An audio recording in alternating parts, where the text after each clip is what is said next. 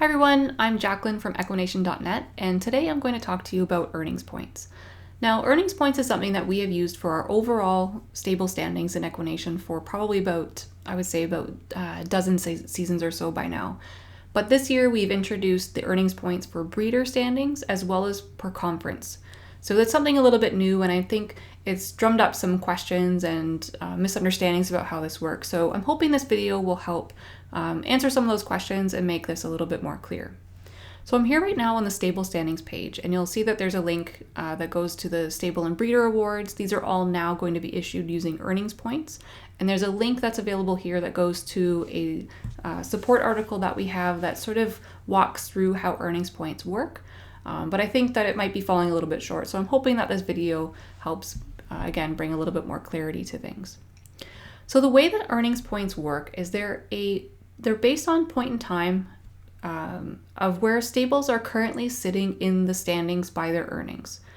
So it's not a cumulative form of points. You don't get points for winning races. You don't get points for your position in the standings 3 days ago. Your points are issued based on right now where you are sitting in the standings. So what I mean by that, I'm going to open up our overall standings by earnings points. So we have 3 columns here: overall earnings points, stake earning points, and graded stake earnings points. These are the 3 different types of earnings that we have available for standings. So there's earnings, graded stake earnings, and graded stake earnings. This corresponds with the position of that stable in that given standing. So if you're in first place, you receive 20 points, and if you're in 20th place, you get 1 point. If you're 21st or below, you get 0 points. Points are only issued to the top 20 stables by earnings, just to keep things a little bit simplified. So let's dive a little bit deeper into the overall earnings points and what this looks like. So these points are issued to the top 20 stables by overall earnings. So this includes all earnings that stable has earned in all races across every conference in the game. And the top 20 stables will receive points. So we'll start with AAA Horse Stable would get 20, Belsize would get 19, Wildcat would get 18, Gemini would get 17, and so on, all the way down to Godolphin, who would get 1 point here. And everyone 21st and below would get 0 points at this point in time for where they are in the standings. We would then go to the stakes earnings. So the stake earnings are for a stable's earnings in allowance, listed stake, and all the graded stake races. Those are what make up your stake earnings. So what we'll do now is we assign points based on the position in the standings at this point in time for the top 20 stables. So AAA Horse Stable would get 20 points here for being in first, 19 for Belsize, and down we go all the way to 20th. XL would get 1 point, and then March Farm and Beyond at 21st here would get 0 points. We do this again for graded stake earnings. So we sort the standings by graded stake earnings overall. Belsize will get 20 here for being in first. Desmond Lee 2 would get 19. AAA would get 18, and so on all the way down to 20th, who Litchfield would get 1. So those 3 points that we've now determined based on the current position in the standings is what we see when we look on this page. So that's currently what we have. So AAA Horse Stable was first in overall, first in stake earnings, and was third in graded stake earnings. So that gives him 20, 20, and 18 points, which come for a total of 58. So currently there's a tie between Belsize and AAA with 58 points here. But that's not ultimately in a nutshell how that works. It's the current ranking in the standings by earnings, with the top 20 stables receiving points, the first place stable getting 20 points, the 20th place stable getting 1 point, and those are all added up across the 3 different categories to provide your total points. Now, breeder standings is something a little bit different that we're doing this season as well. So I'll do this for overall before I jump into the conference and start talking about how we determine the conference standings. So breeder earnings points are based on a given stable's total earnings from the foals that they have bred. So very similar to what we just saw here, except it's about the horses that a stable has bred, not that they have personally raced. So what we can do is we can also dive a little bit deeper into those standings individually. So we can actually look at the breeder earnings. So that's overall earnings right here. So this would correlate directly with this. And we could see that Godolphin is currently first overall. So that would be 20 points for Godolphin, 19 for Stoic, 18 for Magnum, and so on all the way down to 20th, with March Farm getting 1 point here. And again, we continue this across all the 3 categories. So we can look at the stake earnings from horses that have been bred by that stable. Magnum would be getting 20 points here, and so on all the way down to Aviation Racing getting 1 point here. And then we would finalize everything with the graded stake earnings. And again, Stoic Racers would be getting 20 points here, all the way down to Wish You Were Here, who's getting 1 point. Those are all then added up and brought together for the totals that we see here. So we have Stoic Racers, who is second in overall earnings, gets 19 points, second with stake earnings, and first in the graded stake earnings for a total of 58 points to put them in first place. Now, again, this is all based on season to date earnings. It has nothing to do with anything being cumulative of points or anything up to this point.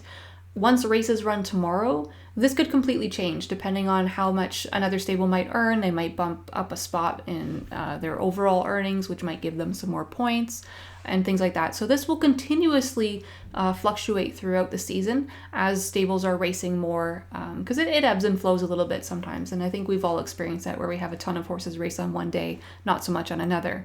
Again, you win a graded stake race, that might now put you into the standings on graded stake earnings as well to get you some points in that column. So this will continuously change. Again, nothing is staying with you in terms of points. So, Stoic having 58 points today, it could drop down to 50 tomorrow if he drops down in the rankings a little bit as well. So this doesn't carry forward. It's all just point in time of the current position in the standings. So now I'm going to jump to conferences. So the way the conferences have worked up to this point is we've mostly gone by earnings, and that's it. Just plain earnings. That has been what we've done all the conferencing. And the earnings are based off of horses that you have raced in that conference. So it doesn't matter what conference you are based out of. Your horse's performance in a given conference add up to these totals. So Ballydole Stables, for example, has raced 229 horses in Australia this season, and they've won 71 races and earned 4.4 million. We could see a record for the stable in Canada or Europe as well if they're racing outside of their stable, so right outside of their conference. So, it's not limited just to where you're based out of. It's, again, based on your horse's performance in that given conference. So this works the very same way as overall, except that it's just based on those conference earnings. So we can take a look at the Australia standings for earnings. We see Ballydole is in first here with 20. That would go all the way down to Viridian, who has 1 point here, for example. And then we could do the same going through and looking at the stakes earnings. So Ballydole is currently first, so that would be 20 points for them, all the way down to Flying Seven Stables, who has 1 point in this case here. And again, we do the same thing for the graded stake earnings. So Desmond Lee 2 has the most graded stake earnings in this conference, so they would get 20 points here, all the way down to Flying Seven Stables, who would have 1 point here. And then finally, these all come together and get added up to make the total points that a stable has. So Ballydole Stables, for example, is first, but doesn't have any graded stake earnings, so that gives 40 points. Rivendell Racing is currently first with 45 points, sitting third, 10th, and 4th in the various standings. And again, once races take place tomorrow, a lot of this could completely change depending on the earnings and the movement within each of those 3 individual categories. If we take a look at Canada standings as well, I'll just do one more conference quickly. We can get a snapshot as well of the performance of the stables and their horses racing within Canada. So we can take a look and drill down into earnings. And we'll see that Bedlington is currently first in Canada with overall earnings, so that would give them 20 points here. And Summerland Stables would have 1 point here. And then we would take a look at the stake earnings. AAA Horse Stable is first in Canada with stake earnings, so that would be 20 points there, all the way down to Thunderstorm Stables, who has 1 point here. And then finally, looking at the graded stake earnings, Gemini Farm is currently first, would get 20 points as well, and then down to Flying High Stables, who would get 1 point here. And all of those are added up to give the total earning points for this conference, based on all of the horses that have raced within Canada. Now there's also breeder awards for the conference as well, and those are also going to be based off of breeder earning points for the conference. And that again is based off of horses that you have bred that have raced within that given conference. So if you've bred 100 horses, all 100 horses, they might have different owners at this point, but they've all ran in Canada, then all of their stats would count towards your Canada earnings. If half of them ran in Europe, half of them ran in Canada, then you might see some different earnings across Europe and Canada standings, for example. So we can take a really quick look at this as well. So currently, Lookaway Farm is in first place with 39 points, being second overall and first by stake earnings, and not on the board for graded stake earnings here.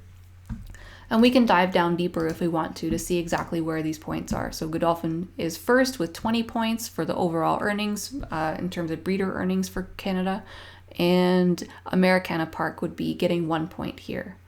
And we can go into the stake earnings. Lookaway Farm is currently first, so gets 20 points, all the way down to Maplebrook Farms, who would be getting 1 point here.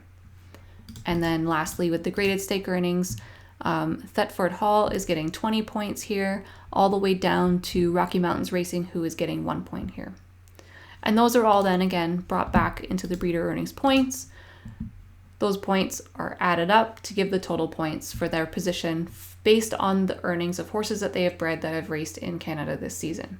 And again, this can completely change tomorrow. If, let's say, Round Meadow suddenly has a bunch of horses that raced and bumps them up the standings, they could change and have more points here, which could bump up their total points.